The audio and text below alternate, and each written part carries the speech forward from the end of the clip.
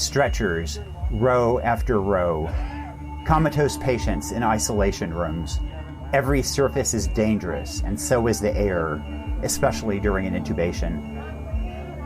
Every day you're thinking, am I going to get really sick? Am I going to be able to recover? Am I going to be one of those young people that, for whatever reason, dies from this? The history of this pandemic will be remembered not for briefings at the White House, but for the heartache in the hot zone. We journalists haven't been able to cover coronavirus the way we normally cover wars, from the front lines. Good morning. Good morning. But I was able to spend 2 days inside 2 hard-hit hospitals in the Bronx to witness the toll on frontline workers trying to keep Americans alive. So we're entering a COVID area, and so everybody who goes in wears these protective gowns, and this gentleman is helping me get it on correctly, since I don't know what I'm doing. PPE monitor. They're pulling out another one.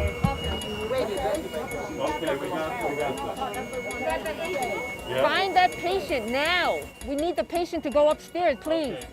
Dr. Deborah White reminds me of a general commanding a battlefield. I mean, this is what we train for.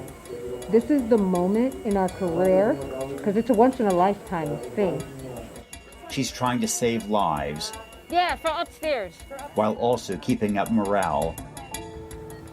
On this day, almost 800 New Yorkers died. Many of the people here are clearly in their 70s or 80s, but they're also, I'm struck that there are a lot of young and middle-aged adults here. Yes, absolutely. We range from 26 all the way up to like 59. She's constantly counting beds, keeping track of every patient. So we're just rounding, want to know how you're feeling. And sometimes, that human interaction helps them. So the bus is here?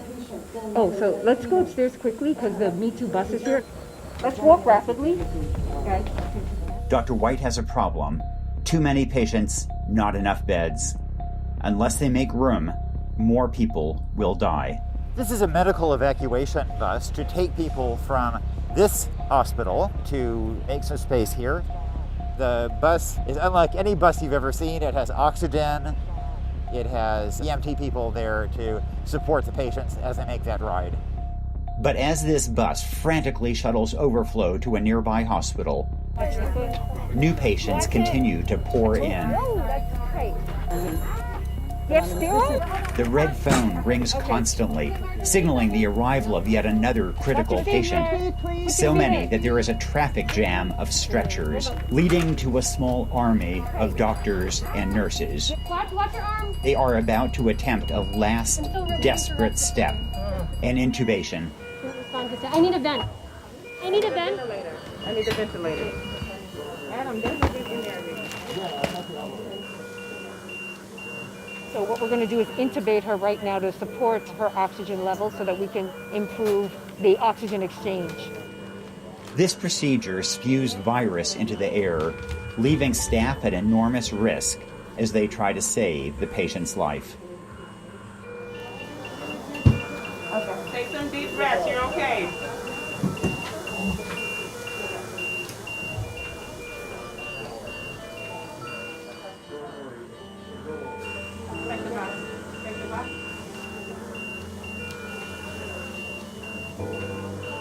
She's attached to the vent.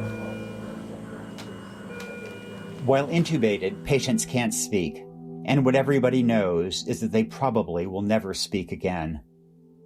Ventilators may be life-saving, but most patients still die. Death here has no dignity. Patients can't have visitors. They're scared.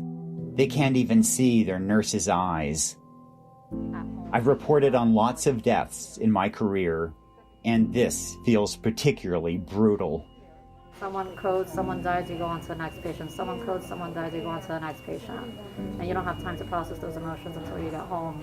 I have cried just at home thinking about it. Or just, when you get home, you finally take a breather, and that's when you let it all out.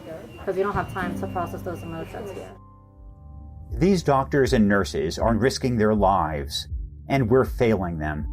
Some told me of their deep frustration with the government's response. We catastrophically bungled testing. The president dithered. Americans kept on partying. The result?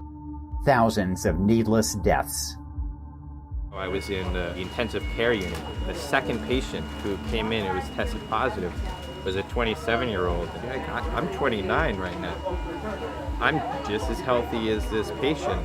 It just oftentimes feels like a roll of the dice.